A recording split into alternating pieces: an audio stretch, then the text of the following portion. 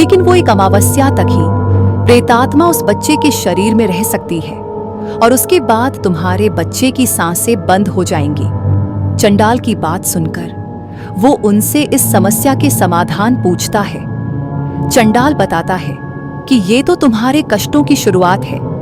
अगर वो बच्चा तुम्हारे घर में रहा तो हर दिन तुम्हारे घर में मौत का तांडव होगा, क्योंकि ये भूत का बच्चा है। लेकिन यदि बच्चे की माँ श्मशान में सारी रात उस बच्चे के साथ भूतिया साधना करे तो तुम लोगों की जान बच सकती है।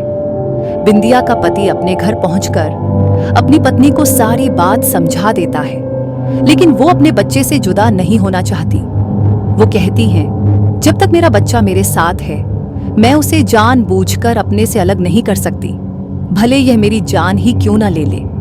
बिंदिया के पति को अंदाजा था कि उन्होंने बहुत बड़ी आफत पाल ली है। वो मन में तय करता है कि जब बिंदिया सो जाएगी तो वो उसके बच्चे को उससे अलग कर देगा। बिंदिया का पति रात होने का इंतजार करने लगता है। जैसे ही बिंदिया सो जाती है वो बच्चे को लेकर श्मशान पहुंच जाता है और चंडाल के पास जाकर कहता है, बाबा ये आफत आप ही संभालो, बस हमें बचा लो।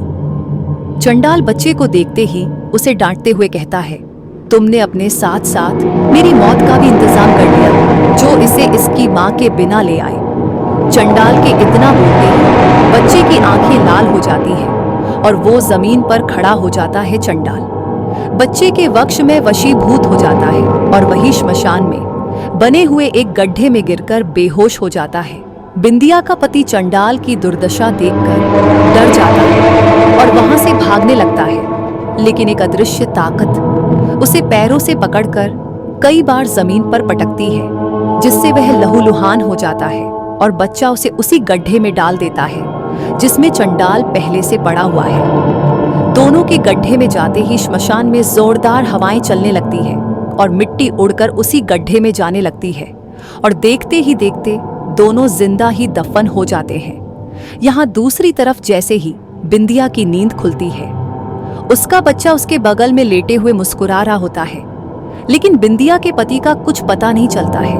वो रात भर अपने पति का इंतजार करती रहती है और इसी के साथ कहानी का पहला भाग समाप्त हो जाता है।